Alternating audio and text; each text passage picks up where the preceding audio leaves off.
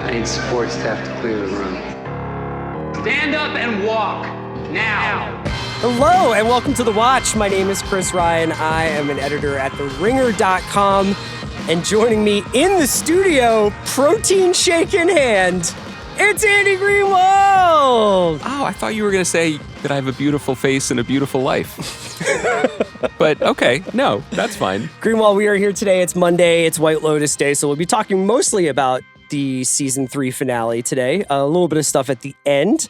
Housekeeping, obviously, Ringer-TV to watch us.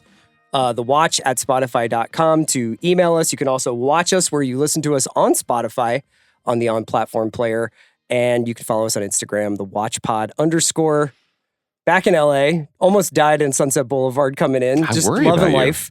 I want to get into this though, man. I want to get straight to brass tacks. Do people watching on video see that we're raw dogging it? We got no headphones. We're just talking only to each other. Am I talking loud? I want to get right into White Lotus. Yeah. We have not done any tipping about how either of us felt about last night's episode. No, you were just complaining about traffic. So why don't we go just broad strokes, 10,000 foot view of how you felt about the episode? I'm very curious to hear how you felt and eventually to hear how the world at large felt because I loved it. I thought that it was, first of all, I thought it was a beautifully directed episode. I thought that there were moments of cross-cutting and just fades from scenes of waves to people's faces and the building of tension that really reminded me how exemplary Mike White is as a director and certainly as a director of his own material. I felt exhilarated throughout much of it because we don't have many opportunities like this at the moment on TV to be on the edge of our seat about something, and he really leans into that. Yeah. Something was ending, lives would be ended, and that tension, he's among the very best, I think, in terms of conducting that dramatic orchestra of like, something's about to drop. Is this the thing? Yeah. Oh no, is he teasing the thing? Is he playing with us? Is he hinting? I really enjoy that. And just to jump in, completely agree. I thought this was a masterfully directed episode of television. There were some shots of specifically the blonde blob, as Leslie Bibb said that they are referred to. Yeah. Carrie Coon coming out on her balcony and seeing her friends in the pool. That sort of shot of them all in repose together on the chaise after dinner. We're going to be circling back to that moment because I have a lot of questions about how old friends are meant to behave. So please put a pin in that. It's in my notes. So yes, I agree with you. And then there are moments in this episode that I thought were, I wouldn't go as far to say like Hitchcockian, but like very, very, very well done in terms of like building tension, building suspense, torturing the audience to some extent. And I think that there's an interesting conversation to be had about Mike White as like maybe trolling his audience a little bit in some places. Well, I think that I think one of the things that's tough to get your arms around with the show, it's responsible for many of the reasons that many people love it. And I think the reasons that some people bump against it is that there's very much a ghost alive in this machine. He is the animating force behind it. His devilish sense of humor at times, his meta-awareness of how entertainment works, his unironic love of elements of camp, satire, of parody, and also of luxury. It's alive throughout every episode. And I think sometimes what is jarring, there are moments on the show, and this season really was a test case for it. There are moments where you feel one person's hands on the dials. And sometimes it feels discordant or jarring because it's maybe too far in a certain direction. That's a moment that I had that experience last night in an episode that I loved when Zion was selling Greg on his mother's investment plan. Right. I was like, this feels like it's tuned in from a different show, both just like how it's shot, how it's being performed, how broad it feels, how maybe stupid it is. Yeah. Not in the framing, but like in what he is doing in this moment. But that is the ride you buy the ticket for when you invest in a show that is the work of one creative guy with one particular Liam Neeson voice set of skills and sensibilities. Do you know what I mean? Yeah.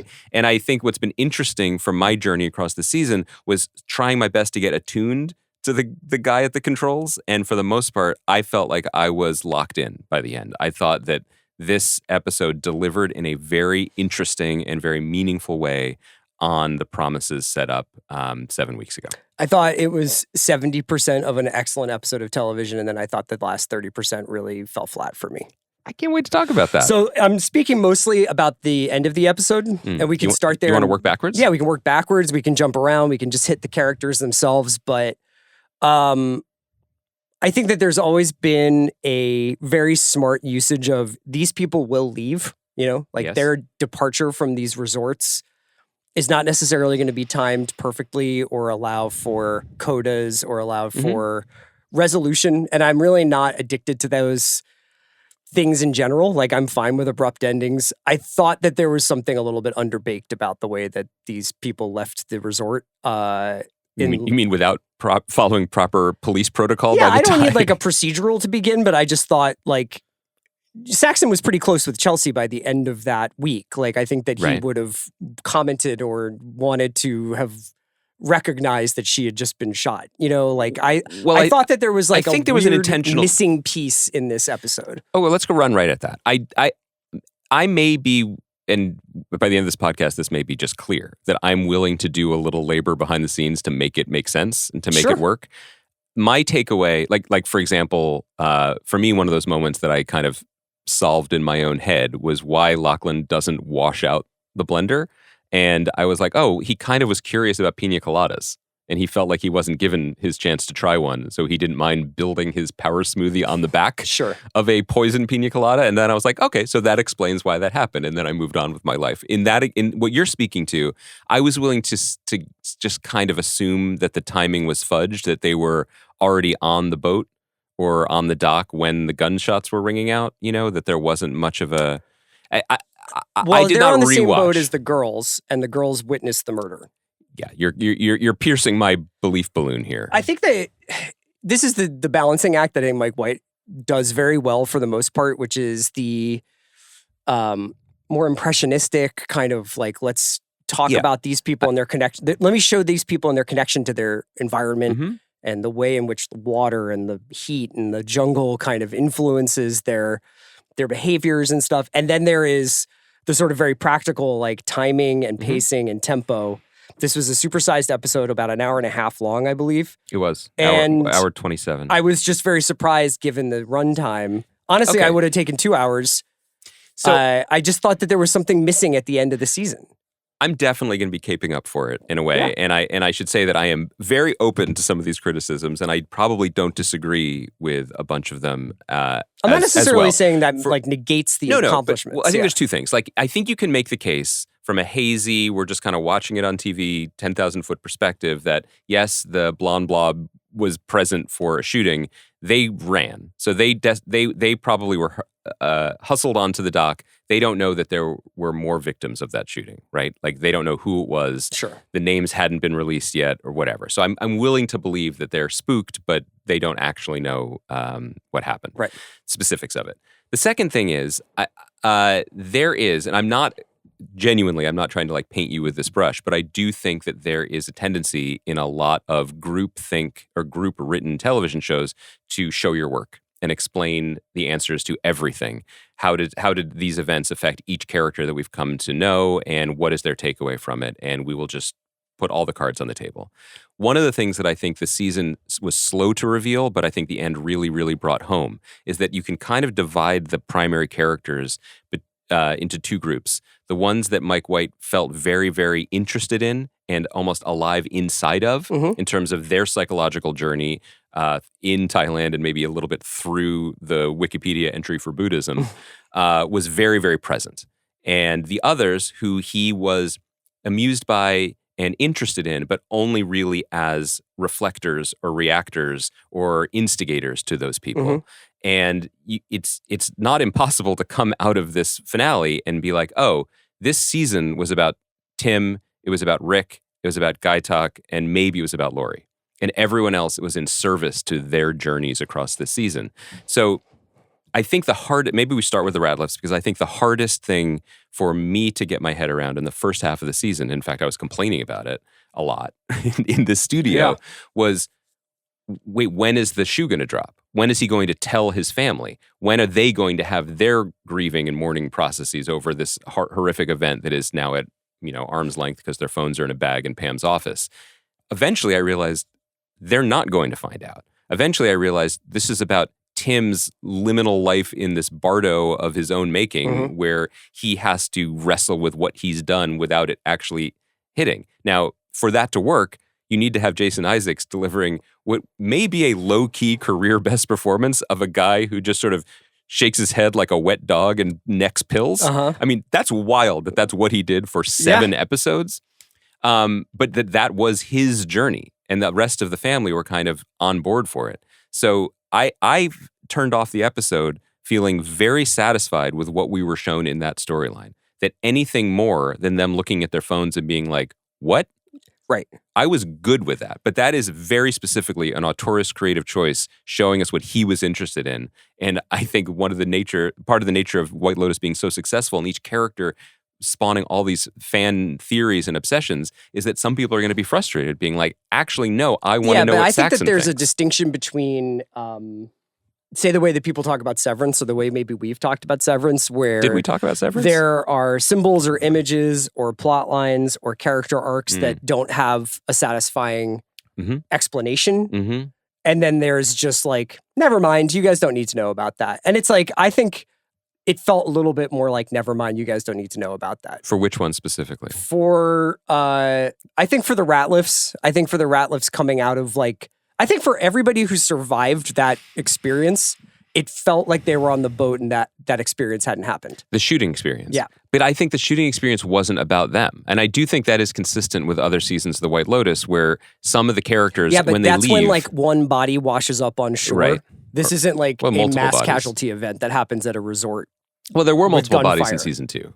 But yeah. But I take your point, and I do think that there was some convenient eliding of stuff to get to where he wanted to go, which in actually I don't know, maybe I'm just showing my cards here. Like I do have just more patience for that when it's someone trying to show us something that he cares about, as opposed to a failure in a well-staffed 8-person room who dropped the ball when they were tasked with making all the pieces join up together perfectly. Sure. I mean, one of the major flaws, you could look at it 2 ways. So one of the major flaws, I think, of the season, and we talked about this when we were previewing the finale last week, was Rick goes to Bangkok to confront Jim. Yes. And then as soon as he reaches this moment of enlightenment, goes back to the White Lotus Hotel, parentheses, owned by Jim, to greet Chelsea and be happy in his life, and makes no effort to say, we should probably get out of here, or maybe I'm ready to go. Inevitably forcing the conflict that happens. And so you could look at that and be like, that's just a huge flaw. Or you could say, so much about this show is a metaphor for our inability to get out of our own way, to avoid the traps that we set for ourselves, and that maybe there's a Buddhist somewhere who's just like, well, yes, we are never able to check out of ourselves a day early, or whatever.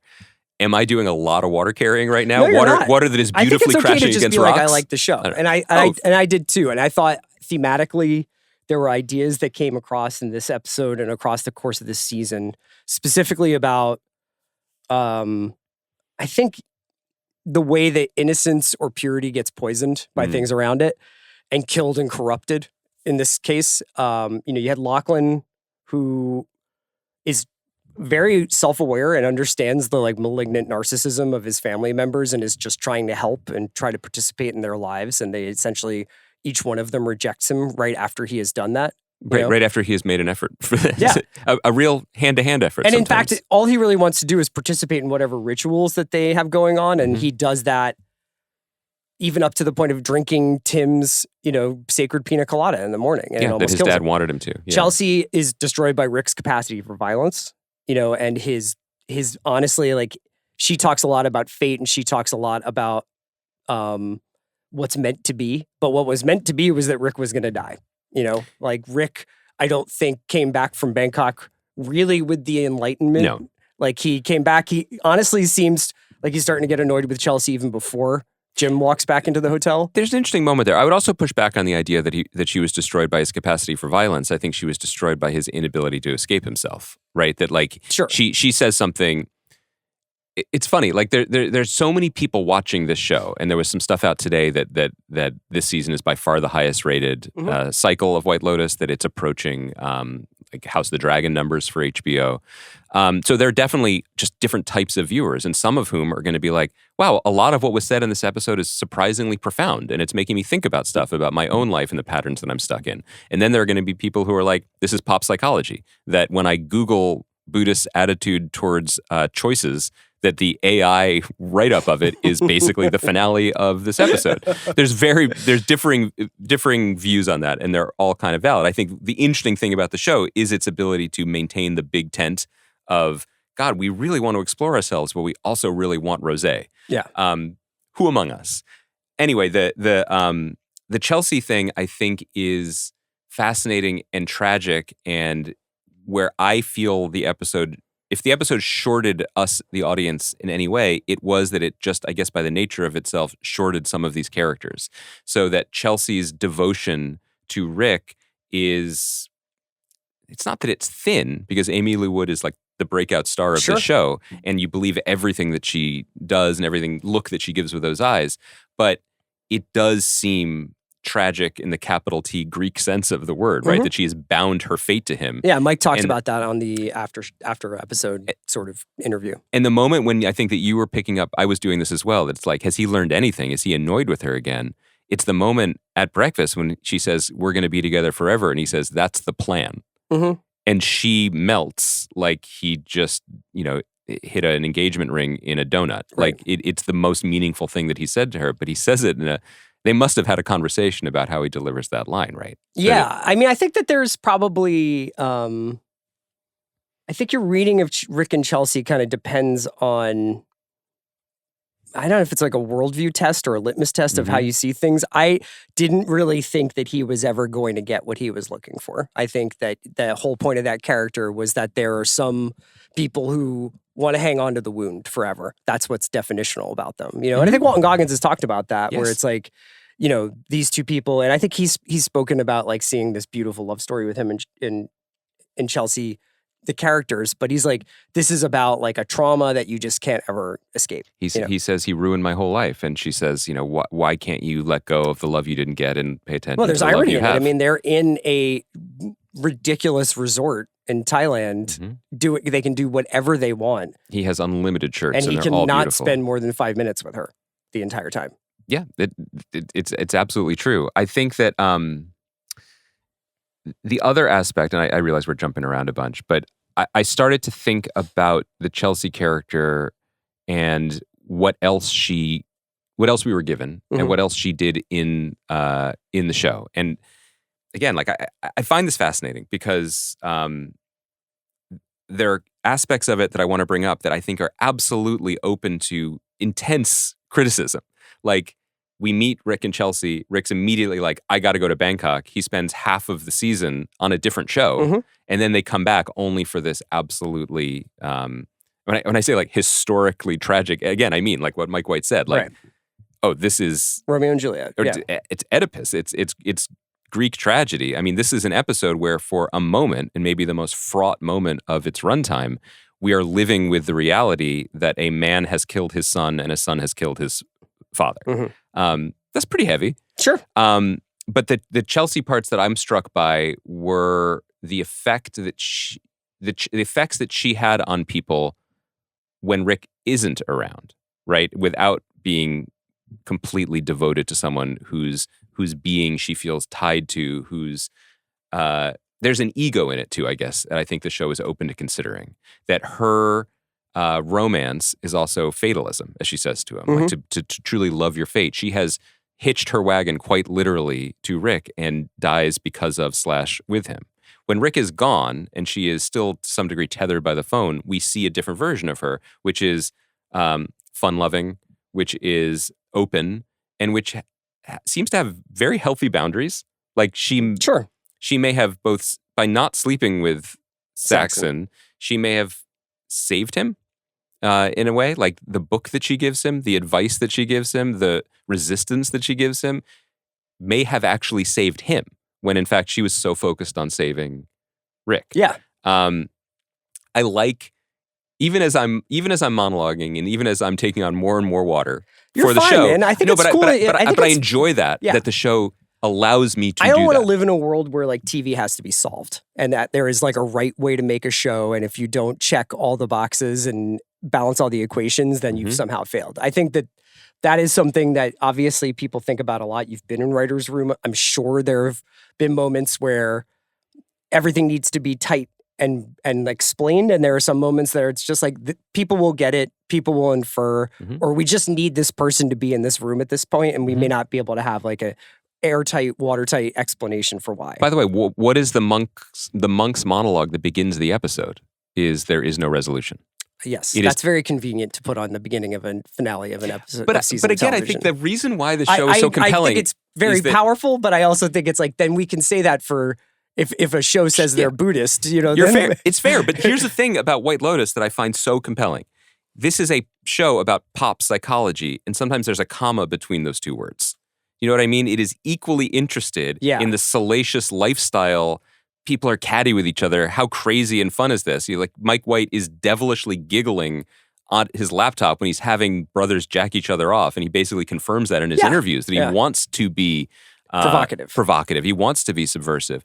But there is a genuine reverence for very basic tenets of psychology and Eastern thought that is rare. Yeah. And the biggest one in this episode, and I think the biggest thesis idea for the season, is this fundamental idea that is very, very hard for all of us to grapple with, and especially in the way that we built life in the West pre-tariffs. Now I think we're all pretty into this idea that everything is a choice, right?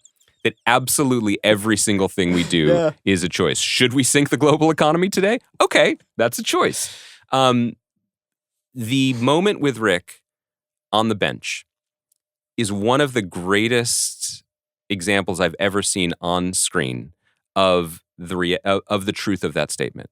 We are on a razor's edge that everything is a choice. Okay. We are on a razor's edge of completely different outcomes. And the way that Mike sets this up, the way that he films it, makes it very like tactile, like we're living inside of Rick. And he does ask for help. He does. He rushes to Amrita, and he's like, "Can you help me?" Now, I don't think therapy or mindfulness really works like that. Again, that's a very Western shortcut way of like, I took a breathwork class once. I'm good, Mom. I don't think it really works that way, but he's trying. And she says she'll see him in an hour because what could an hour do? But what could a single second do? Talk about like the butterfly flapping of the wings. When he makes that decision, I think that it's all gone. Made sense to me. I didn't mind anything about the way that their story concluded. I think you and I had an interesting disagreement the last time we talked about one of these episodes where I think that the Rick plotline was speaking to you in a way and it wasn't speaking to me. And I was like, I've been to Thailand, you know. But I was also like, I think that this smile and this state of kind of equilibrium that he has found is short-lived. Now, that turned out to be right, but for the wrong reasons probably in my mind. There was nothing wrong with like, I thought everything about the way that he has this meltdown and that the Scott Glenn character kind of like continues to torture him in an almost like twist the knife. It was almost like cartoonish. He keeps showing up places, and he's got that cane. And he's like, hey. And Scott Glenn is quite old now. Yeah. And I think that it was shot to make his limitations physically now a strength. Mm-hmm. He's so still. And I don't know if that's, I think that's partly because he's just a pretty old guy now. Yeah. But I think that helped. Like he just is, he's like he definitely did not have quick twitch time when the guy went for his gun. He didn't do well in the combine. Yeah. No, he just haunts the place. He got distracted by like one dude taking selfies. I had no problem with the way that stuff was staged. All the guy talk stuff. Or as somebody on Twitter said, forget guy talk. This is gun talk. I'm glad we still have jokes online. I had no problem with any of that, and to go back to my like innocence being poisoned. Obviously, like the gun in the office was always going to corrupt Gaitok, you know. Mm-hmm. But I think it was what happened in the last 10 minutes that made very little sense to me. And you can say it's so Western of you to want resolution, but I think that it was dramatically, there was something just out of whack with it dramatically. I want to run it back into the other ways that like the choices that we make filtered through, you know, because I think that was the basis of the Laurie storyline as well. I think it was the basis of the Belinda storyline in interesting ways that complicated what otherwise would be like, wow, that was a happy ending. But I don't want to let it go when you're talking about the last 10 minutes. So, but specifically, do you mean the way it all played out? And then you felt that there ought to have been more ripple effect, using the water metaphor, of the shootout on the faces or in the storylines of the people leaving the resort. Yeah, I think you could make you could say the Ratliffs, you could be like, these are such narcissistic people that they would not have noticed that Lachlan clearly is not well on that boat. Yeah, I would say that also in my experience at hotels, and I've never been to a White Lotus, but were one of the guests to fall to his knees and scream for help, I feel like help would come, and perhaps too much help in the form of like stomach pumping and things. Yeah. Also, I think we can just, not to get Mr. Yelp here, but suicide tree might be like a little bit of a exaggeration. It seems like everybody imbibed just a little bit in those. It's just a mini suey. Yeah. It was all right. Okay. You think, or are you saying the groundskeepers perhaps should have pruned those trees? Well, first of all, yes. I mean, I don't know why it's just like, don't touch those ones or it could kill you. I mean, but that's the beauty of it though. Like, you're right. Yes, I know. But it's also, it's like, fruit. It's yes, Garden of Eden, baby. I know, man. I know. I get it. I don't want some 8-minute thing where Victoria is like, what did you do to our son? You know, like, or what did you do to our life? Yeah. And I don't necessarily need Saxon falling to his knees being like, Chelsea. But can you do that one more time? Chelsea. And in some ways, honestly, now the more that I talk about it, it does work in a sense of like, for Saxon, Chelsea is like this passing little C plot of his life that he had for 1 week while he was on vacation, where everything else in his life changed. It's not like he's like, she's the one that got away, man. You know, but for me, the most dramatic thing that happens to Saxon in this episode, if not the last 2 episodes, is his face when Chelsea runs down the beach to see Rick.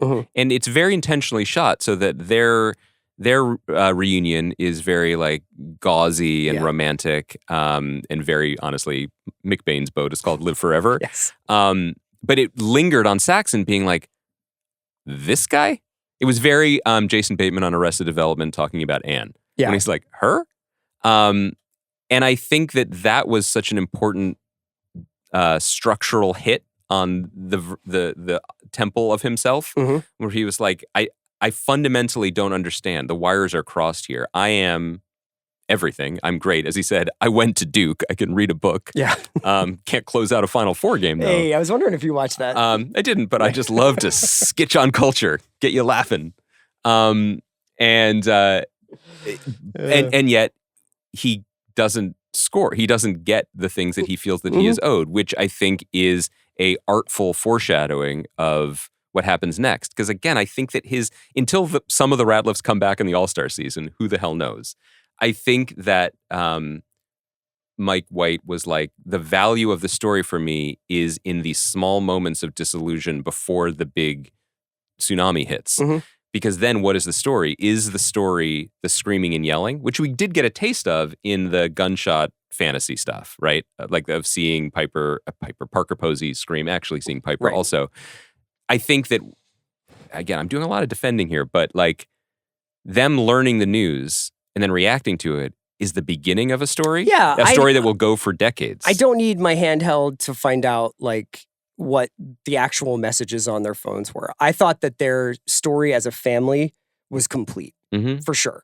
It's just a little bit strange to me to have a 90-minute episode of television, to go visit Muay Thai, to like watch people eat fruit for 7.5 hours, and then you put the crime at the end of the season is something pretty significant, and that would have like had. I don't think you walk out of there and you're like the same person, unless that is Mike White being like, that's how off on their own shit these people are, is that Belinda doesn't care that there was just a mass shooting there that almost hit Zion. She's just happy she got $5 million. I think that's all. I think the slippery beauty of the show is you could say yes. You could say both. There's always going to be, and it's baked into the first scene of the first episode of the first season, which is there's a rubbernecking element. That everything that happens on vacation didn't really happen to you. And it's a little bit like driving past a crash on the freeway. There's like a big difference between like I ate bad seafood and well, look, there was a gunfight. Let's stay in a couple different of these storylines. Like the Ratliff one, I don't want to give short shrift to the fact that was batshit.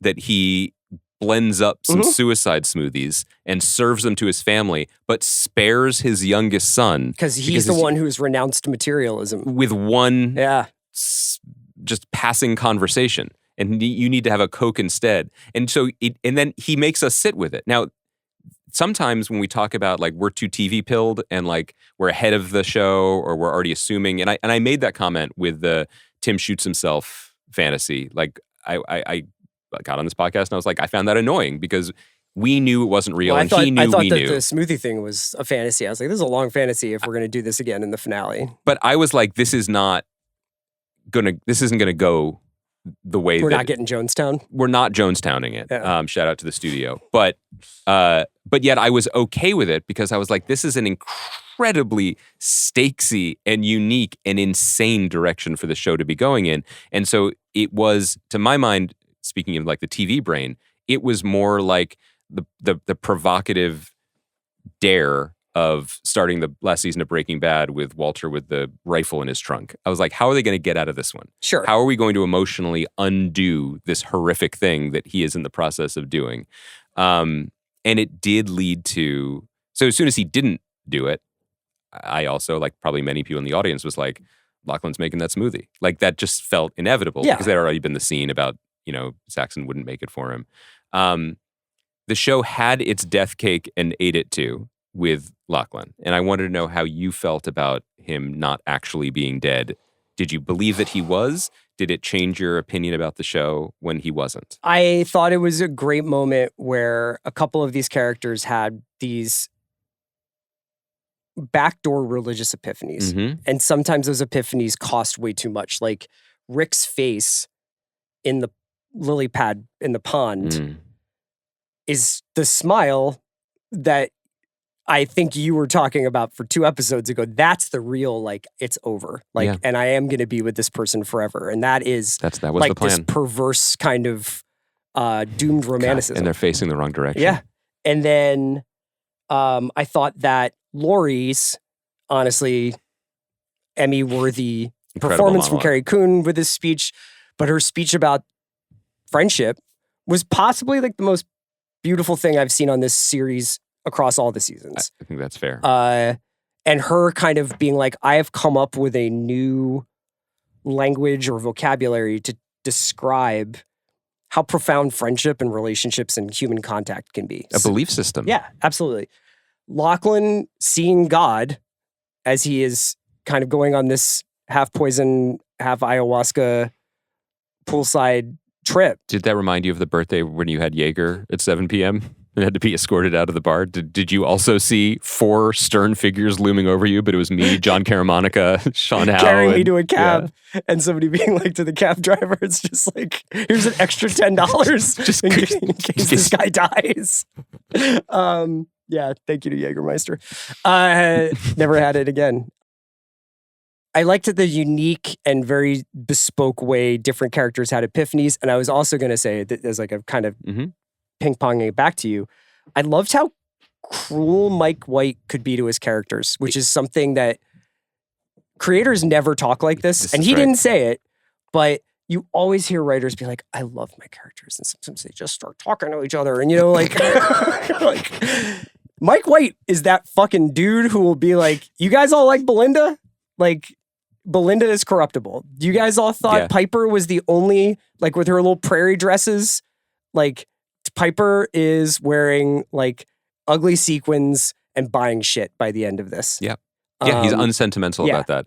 I also, when you did your stereotypical TV writer's voice, you did the Nicole Kidman "I'm single" shimmy that Haim just did, also on the cover of their single. I thought that was really nice. Oh God, that was really that one was for Kaya. That joke. Kaya's in the room with us. Yeah. We got to make her. It feels good, like the way it's supposed to be. Yeah, I think that's a really, really smart point. And I think that's also something that we are not as used to anymore. It's Mike, I'm calling him Mike. It's just, when we start repeating people's names, it's not as bad as Benny Offenweiss, like back in the Game of Thrones days, but we're like, Mike White, Mike. We don't know him. We never met him. I do think it's worth trying to remember that he's had many different iterations of a career. And for a while, what he was most known for, if he was known, was a kind of deeply cringy discomfort in his writing. From some of the, like Chuck and Buck and like the movies that he did earlier in his career. Even Enlightenment, you're like, I think part of the issue that Enlightenment had maybe with audience was was sitting with Amy and being like, are you comfortable watching this person? Like, and, you know, like the cheering idea or whatever. But this is like a complicated character to spend this much time inside their head. And I think this is a sign of like the seriousness and this is worth unpacking to this degree, because you can have conversations like this that are circling depth or contradiction, but somehow keep supplying you with more rope to build your own analogy, which I'm failing at. But the Lachlan thing for me was, well, at the moment when it seemed like they had all died, there's a brief moment before it cuts to Lachlan's eyes opening. And I was like, this is so much darker than I had ever anticipated. This season as a whole is much darker. And I still think that's the case. The death and mayhem of season 2 was on the boat. And it was in the Tanya storyline, which was the most extreme in terms of tone of that season. Yes. It was sort of almost siloed away, whereas here it was it was running through the main cast like a cancer. Lachlan coming back was, you could make the case that it's manipulative. But I also think that it's the counter to that argument is that Lachlan's whole life is in the service of these narcissists, and coming back served his father's story of, I have now had a revelation. I now know what's important. Family is above all. And when it cuts to his family hearing him say this, they are all varying degrees of what the fuck are you talking about? None more so than Lachlan, who is very ill, having been near fatally poisoned. Last thing on the Ratliffs, if we're talking about stories that got slightly short shrift, I would say Piper's story as a whole, like I don't back away from the criticisms we made earlier in the season about like, wait, she conned her family into going to vacation so that she could interview someone, but she wants to live there. But then didn't the second anyone wanted to be a part of her life, she didn't want to do it anymore. And I think that if all of that was in service of Parker Posey's face when she realized she won, Dainu, like, we're good, man. That Parker Posey, thumbs up. Incredible performance, and I hope the Emmy voters agree. That will be the image I use every time the Eagles use the tush push next year. At Green Bay Packers. Yeah, just to LaFleur. just a thumbs up. But then again, even the thing that I'm criticizing, you could flip around and say that's actually foundational support of the overall story point, which is only a dilettante narcissist would trick her family into a luxury vacation so that she could dabble in something she wasn't that serious about. So it's like circular. You're Scott Besson right now. You're just like, it's going to work. It's circular logic, baby. It always works. Let's talk about, well, you mentioned Belinda. We should talk about the Belinda. Yeah.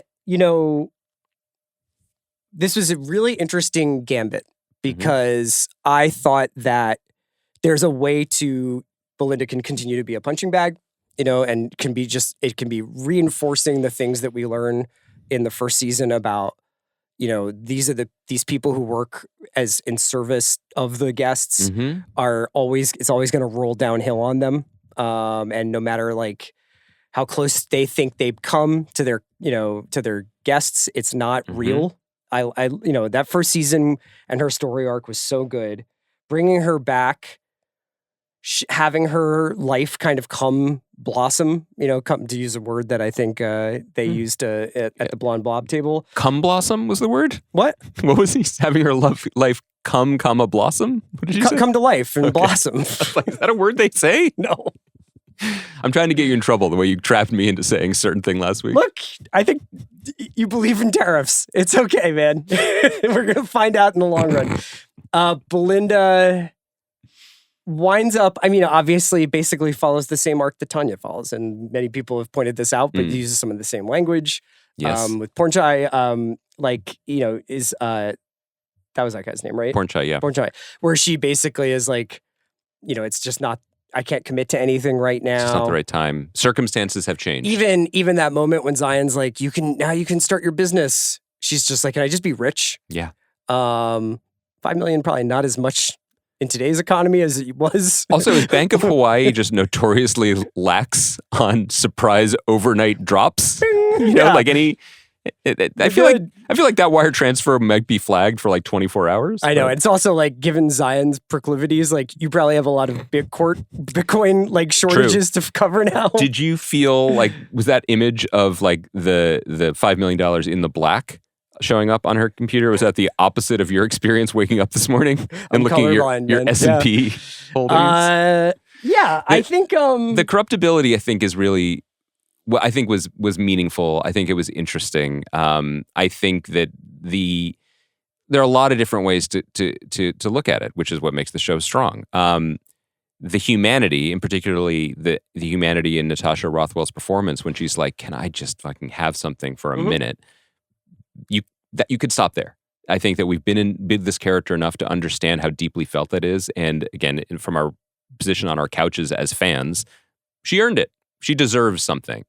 But then you extrapolate it further, and there's just actually a much more sinister cast to it of how everyone, upstairs, downstairs, guests, and help, are all just pawns in a pretty corrupt system. And the best you can hope for is to flip the board. Sure. Basically. Yeah, I mean, you could bring her back and forward, have her be Tanya. I mean, I don't think 5 million is gonna... It's not what it was a few years ago in season 2, let's say. Yes. But I did think that never forget that the show is written and directed by the same person. And so the camera lingering on Pornchai as she leaves was meaningful. Mm-hmm. And it sucked. That's a pretty rough beat for my guy who really did like her. He chased the monitor lizard out of there. I guess we can talk a little bit more about some of the people who worked at the White Lotus. Fabian, Great Fall Backwards. Great Fall Backwards, the most underserved actor and character in the season. I can't believe that guy was in Zone of Interest. I know. It's wild. Have you seen Zone of Interest? Yeah, I watched it on a plane. Why? Did you really? No, it's one of my most reliable plane jokes, which I've now burned, so I guess I can't use it anymore. Sorry. Zone of Inti? Come on. ZOI? My guess is that in addition... He plays a bad guy in that movie. Oh, really? Yeah. You didn't think he was one of the good Germans in that one? Is that for the people who don't know? I feel like there's probably no greater victim of the cuts made to Mike White's initial 90-minute versions of every one of these episodes than that character. In his musical career? Yeah.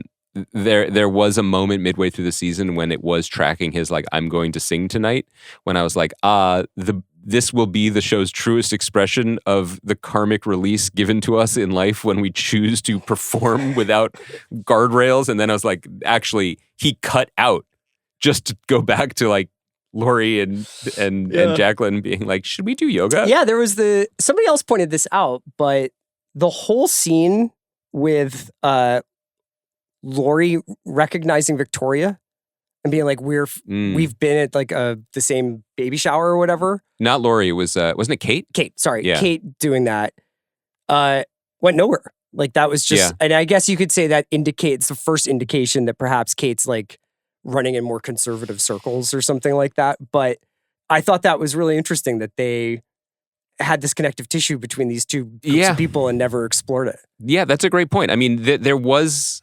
Speaking of things that may have wound up on the cutting room floor. Yeah, I think we were sitting here complaining, and I think there's probably basis to say we were right or basis to say we weren't right about the overlap between the groups in this season feeling less important than in past seasons. It, like with everything else I've said today, like, that's just an example of how we are all prisoners locked on our own life kayaks and we can't ever actually know someone else and it ultimately doesn't matter. Or you could say there was a much goopier, smeary, 17-hour version of this season, and then some cuts were made. I wonder whether also there's actually like in terms of like the physical layout of the resorts, these were more villas that were separate from one another. Right. Whereas in other seasons, well, specifically in the Italy season, everything it's hotel rooms. It's just basically a nice hotel with a restaurant. I think in some interviews I read with Mike White, he was saying he doesn't understand the criticism because season 1 was just people sitting by the pool. That said, I know. You remember it well. That said, there were COVID restrictions, and also that was a hotel with a central pool. Yeah. Not like private villas, and also a beach, and also Bangkok and other places, to go. I did want to. You mentioned in passing. I do think that I thought that Laurie's monologue was incredible, and I think that. There's an interesting piece that Catherine Van Arendonk wrote for Vulture today, basically saying that was the thesis statement of the season. It was the crescendo point in some ways for the emotional storytelling, and that in her view, the show didn't earn it because of the way that it got there and the choppy way that it was communicated and everything else that came after. I read that piece, and in the spirit of all good criticism, I was like, I actually can't rebut any of this, and I functionally get it. I don't agree that it wasn't earned, and I'm a big does it earn it guy. Yeah. Partly because I thought that it was so beautifully expressed. And also I think because it was a comment on how these moments of revelation or transcendence are unplanned and unknowable. Also, sometimes don't make sense. And she didn't have that revelation when she was having dinner with them. I mean, they'd fought for half the week pretty much. I think she had that revelation when she saw them and saw them as the girls she grew up with. But also what she did was she owned the sadness. Yeah. She was no longer aspirational. She was no longer trying to be either or of them. Angry at other people because they had found something in their life that was keeping them afloat. Yeah, and for everything we were saying about how everything in life is a choice except dying, basically. Although, Tim Ratliff tried to put his thumb on the scale on that one. That was the criticism that struck home that Jacqueline delivered to Laurie in a previous episode, was that your unhappiness and your continued prison is a choice. And I said at the time, like, that was pretty inartfully communicated, but it wasn't necessarily wrong. And it certainly is consistent with Buddhism and some of the more aggressive New York therapists that I've spoken to. Did I miss your Buddhist phase? No, I don't have one. I find it interesting. Okay. I am 100% a tourist. I have no I like to read books about stuff that I don't do. Yeah, no, I was just making sure that there wasn't like a text thread that I missed. Like, as I mentioned, I went to Thailand in 2011. Yeah, okay. And when I wasn't writing blog posts and charticles for Grantland from the hotel room, there. I walked past it and I saw who was going in. Okay. No, I thought that the Laurie stuff was quite beautiful, and I did then want to ask you if you felt what I did in the subsequent scene, where they have now bonded, they've been honest with each other, they cried, they said, I love you. And then as old friends who've known each other since they were young, they then reclined on a daybed and fondled and kissed each other. Now, do you feel that, like, when our big 5-0s are coming up, is that where we're headed? Do you think that we should be a little more physically expressive? I think it's more indicative of like that phenomenon where like guys will go out and sit across from each other for an hour and just be like, who do you think we'll get in the 5th round? That's honestly pornographic. Who do you think we'll get in the 6th round? That sounds so good right now. Did you see Black Bag yet? No, but I saw a couple mocks that say Walter Nolan's dropping. So, and then when like women go out, it's like, you're like, didn't you go out on Wednesday? How is it Friday now? You're just coming back. It's just like tear-streaked mascara. It's fair. So I think that there's, not to be a gender essentialist about it, but I think that people express themselves in different ways. Plus, I think they probably had like 4 bottles of wine by that point.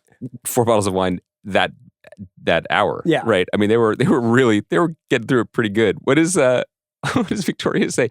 Tim, there's wine. I feel like that's memeable. Did you? I wanted, before we get to Gaitok and Mook, I wanted to just mention that Sam Rockwell's somersault that he does, so good. His tumbling that he does in the hallway is astonishing. Everything about his performance in this episode was deeply special. I believe Goggins called him Sammy Rocks in his Instagram post. And I so desperately wanted him to show up and just start hanging out with Kate, Lori, and Jacqueline. But having still not slept? Yeah, being just like way into the ice. Who do you think they're getting in the 6th round? I'm glad that he found Buddha again. Seemed like that's, back on the road to recovery for him. Well, no, or he's ping-ponging. He's on the wheel. Like there actually he hasn't broken the wheel, as your friend Daenerys used to say. That was actually when Rick is leaving Frank. And yes, I can understand why you might be like, it is time to go. when that ugly light, aka the morning sun, gets turned on. When he hasn't yet gotten into speed, but is already doing knife fighting on pillows, it is time to go. But the way in which I think Frank says something along the lines of like, you started this. Yeah. That to me, I was like, that was when like the light bulb went on that I was like, everything that Rick's a part of is going to explode now. Like, yeah, because I think that his trip, his whole like, my dad, I'm, Luke and Darth and all this stuff. Yeah. It had so much collateral damage when you think about it. And it starts all the way back with the snakes. It starts with the like everything, but the snakes is everything that happens afterwards, right? He lets loose violence, and Chelsea is the victim of it. So it comes in threes. It comes. Look at you. The butterfly wing flapping. I mean that old saw. I mean that's what this season really really was, and I appreciate the hyper focus on it. Gaitok and Mook. Ladies love violence. That's the takeaway. Mook was a simple gal. She loved strength, Mook was perhaps the least complicated character. Yeah. Of the course, this season. I don't have a ton to say about it. I thought that it all ended in the right place. I mean, him becoming now like a lioness and being like in the front seat of. To be fair, everyone else was dead. Yes. He was the only one. That's true. He is the last security guard in Thailand. There was something I thought that was affecting about an arc that felt telegraphed, that speaking of life is choices, that like he chose violence, but not in a cool way. No. Like he shot a absolute disaster of a man in the back and was rewarded for it.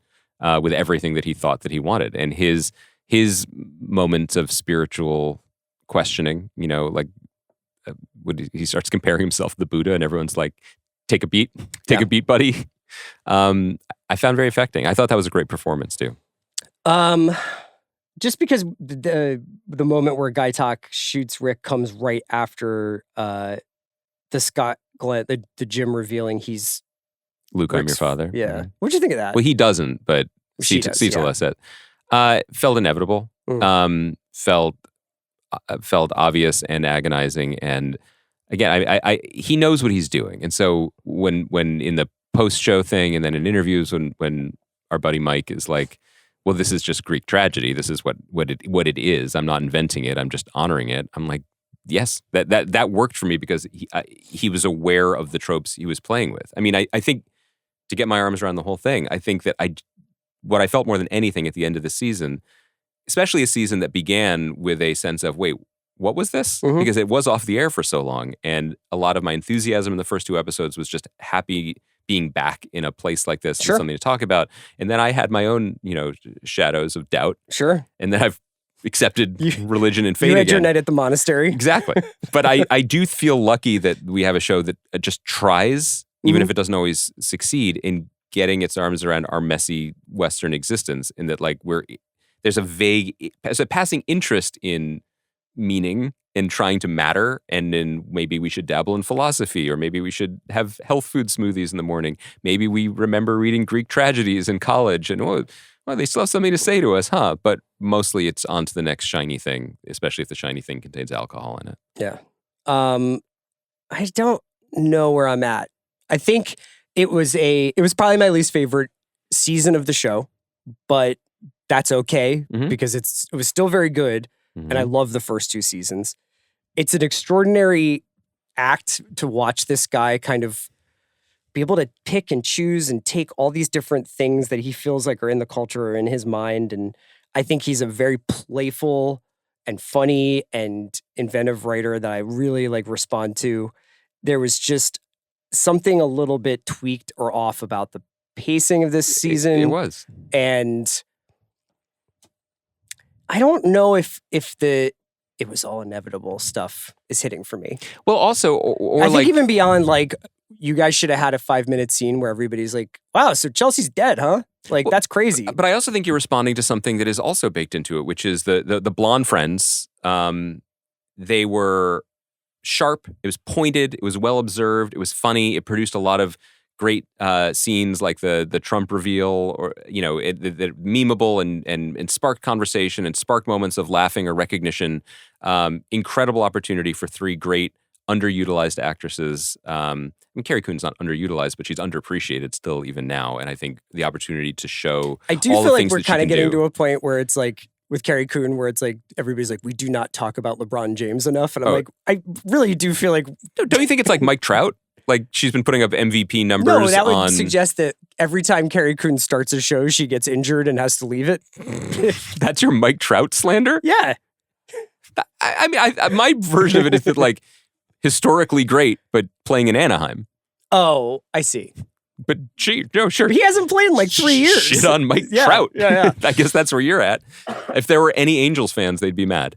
Anyway, but that whole sequence and that whole storyline, it's absolutely valid to be like, it was all for Lori to have a moment of self-awareness about what really matters in life, and then everything else was noise, like trying to shoehorn the Russian storyline and the robbery, which ultimately had no payoff, into it. It was clumsy, and then the crosses with Victoria were ultimately unearned or unimportant.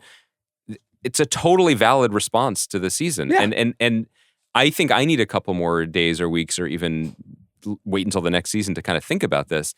I think I agree. Like, I think that... you know what, part of the reason why I'm reacting this way is that as it was building up, like as Zion and Belinda are first going to meet Gary, and I was just like, this is fucking awesome. Like this, let's go. This is so great. Yeah. I feel like I'm fine. Like, I feel like they were given something to do in this episode. Active. And not I was reactive. like, I was just flying all over the place because of that. And then I think that the end kind of just really felt abrupt to me. Did it remind you of activities you did with your mom? Like just being like, Mom? Yeah. Let me tell you how this is going to go. Just let me talk. Yeah. Because I'm thinking about it and I'm like, I could happily do another hour with you explaining why season 1 was the best one, or why season 2 was the best one, and why it really worked, and what made it special, what elevated it, and made it entertaining and gripping and also meaningful. But something about the struggle with this season is also hitting with me.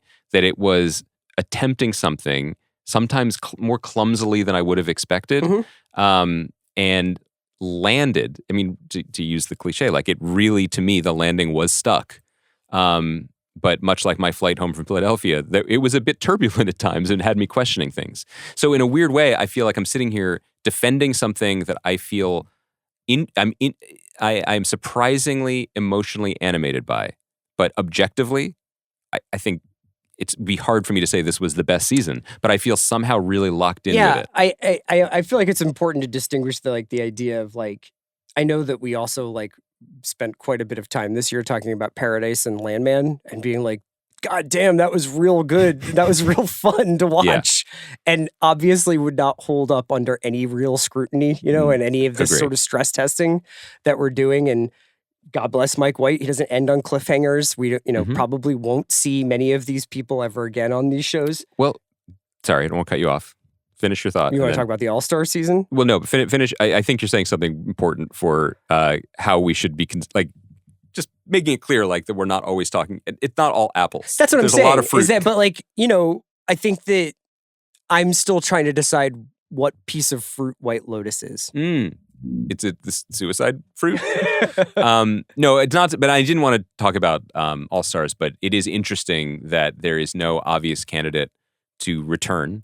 So but it is now the DNA of the show that someone from. Who would you think? Who would be the most likely? Well, I think that out of this season, there's also the side conversation that I just feel like the star making of this season and the expectation setting for the next chapters of careers for some people, and the emergence of like, I will be checking for Amy Lou Wood. I will be checking for Sam Nivola, who I think was really, really good. He was excellent. I think Jason Isaacs is, like your guy Mike Trout, been well respected and well liked, but not always playing in the biggest stadiums. Are you talking about Mike Trout, the guy who's won multiple MVP awards? Yes. But then has now missed like 4 years of his career.